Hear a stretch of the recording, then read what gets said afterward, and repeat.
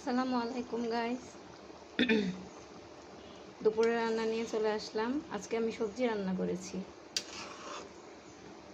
এই তো কড়াইতে প্রথমে তেল দিলাম, তেল দিয়ে পেঁয়াজ, কাঁচামরিচ, আদা রসুন বাটা সব কিছু দিয়ে হলুদের গুঁড়া, মরিচের গুঁড়া, ধনিয়ার গুঁড়া সব দিয়ে সুন্দরভাবে নাড়াচাড়া করে ভাজা ভাজা করে তারপর একটু হালকা মশলার পানি দিয়ে তারপর দেখুন এখানে আমি মিষ্টি কুমড়া, একটু নরম হয়ে গেছে সব, মিষ্টি কুমড়া, তারপরে লাউ, একটু লাল শাক, একটু বুটের ডাল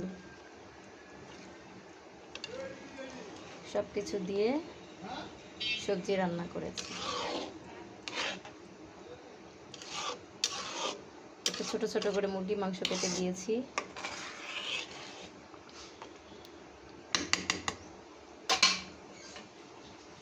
এখন ধনিয়া পাতা ছিটিয়ে দিলাম।